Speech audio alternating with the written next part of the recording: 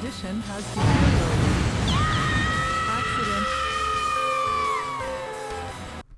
Hello everyone, my name is Rob, I'm from the Insane Gamers, and well, this is a game I've wanted to show on the channel for a long time. But first of all, before we go, I want to say apologies if I sound a little bit ill, because I am, got a bit of a cold. But what game is this? Well, it's this. Thrill Drive 3. Yes, Thrill Drive 3. It's a game you've probably never heard of, but really you should have, because it's awesome, and it's also the inspiration, or the original Thrill Drive is, I should say, the inspiration for the Burnout series of games. And I've always wanted to show this on the channel, and there's obviously been two reasons why I can't. First of all, it's arcade only, and secondly, I never knew what it was called. Though that text, by the way, was basically, don't copy how you're driving in this game in real life, and also the game has, like, the actual arcade cabinet has a seatbelt, so it's saying to wear that unless you're under the height of 130 centimeters, otherwise it will strangle you, which is lovely. There's a reason for the seatbelt, but there's two reasons why I've always wanted to show you this game, but have been unable to. First of all, it's an arcade machine, and secondly, I never knew the name of it, and there's a reason for that. And I have to tell you the story, basically, to tell you that.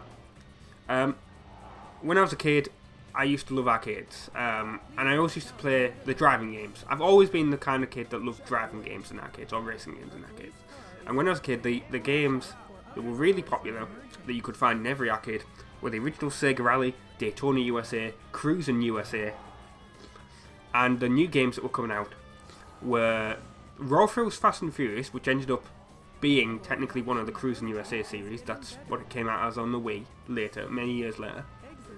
And then also, EA did a version of Need for Speed Underground for the arcades. They also ended up doing a version of Need for Speed Carbon in the arcades. But that's irrelevant. Point is, whenever I went to an arcade, there was always one of those there. Well, the town, or the seaside town I should say, nearby where I lived, it had about 4 or 5 arcades. Only has about 2 or 3 now. And I think one of them doesn't actually have any driving games in it. It's more for little kids. But, when I was there, there was this one that was right down the edge of the, like, away from the rest of them. And the first time I went in, probably about 6 or 7, looked around and they had no driving games. Or if they did, it was only Sega Rally or something, you know. Like, and even as a kid, in the early 2000s, I looked at Sega Rally and I looked at Daytona USA, and I remember looking at them, and this here was the height of graphics. I mean, it's PS2 original Xbox era. This was the height of graphics. So I never wanted to play Sega Rally or any of that. And I never really went in that arcade, but probably because of that. Because the other ones had the Fast and Furious, or they had Need for Speed Underground. And one time, a couple of years later, I ended up going in that arcade. And they had this game. They had Thrill Drive 3. Now, weirdly, it was a Japanese cabinet. Like, the text all on the cabinet was Japanese. The game itself was set in English.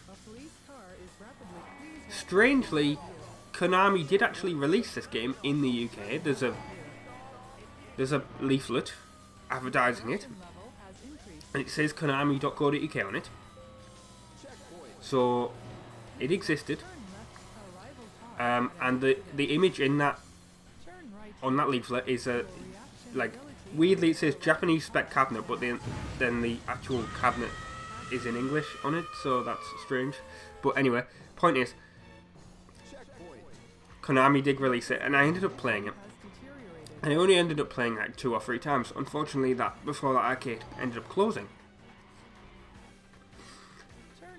So I never knew what the name of the game was. There was only 2 things that I really remember about it. You could drive a bus or a truck, or race a bus or a truck, and when you crashed, there was that screaming noise. You try and search for that on Google. I mean, if you search for that now, you'll come up with information about Thrill Drive. But back then, this game was basically unknown until recently. I don't think it made it to the US really, like, well at all. To be honest, I'm not even sure how well it made it in the UK. At least Thrill Drive 3. That was the only place I played it. That local arcade. That was the only place I ever saw it. Now, there's one other thing that Thrill Drive should be known for, and that is basically being the inspiration for Burnout. The original Thrill Drive, Konami made Thrill Drive. The original Thrill Drive is that Criterion had a arcade machine of it in their studios, and they must have played it a lot because that inspired them to come up with Burnout, because the original Burnout came out in 2001 and the original Thrill Drive came out in 1998. Obviously, Burnout has improved on the formula to Thrill Drive, because you can actually take people out, at least in Burnout 3 and onwards. And I sort of wish that... But then again, I wish in Burnout you could actually like take the buses and trucks and stuff and race them in the actual races, and not just in crash mode. Now, if you want to play Thrill Drive, there's... well, obviously, unless you can find an arcade machine, which is unlikely these days, because the arcade hardware does seem like it's dying, unfortunately. But if you want to play it, if you want to play the first one, which to be honest is a lot more gruesome than this, because when you crash you go through the windscreen, and also whenever you crash the sky changes. So the more you crash, the darker the sky will get, and it'll be like fatal accident and whatever. So that's a lot more gruesome. But if you want to play that, you can emulate it on MAME. Seems to work just fine. There's YouTube tutorials there. Thrill Drive 2, I can't remember what the Konami Viper hardware I think it is.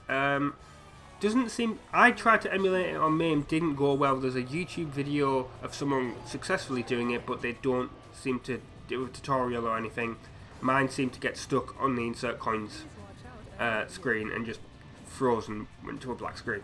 Thrill Drive 3 is actually very easy to emulate, basically due to the way that the arcade hardware was done, because it's made on Konami's Python 2 hardware, which, if you don't know, Konami did some arcade hardware, took a PS2, like an actual Sony PlayStation 2, connected it up, so the PlayStation 2 is actually doing the graphics and presumably some of the gameplay, and then the Python 2 like harness or whatever is dealing with the controls and the coins inserted and whatever. I don't understand how I'm managing to do better driving the bus than I was in the car, but like I don't even manage to cause an accident in this one.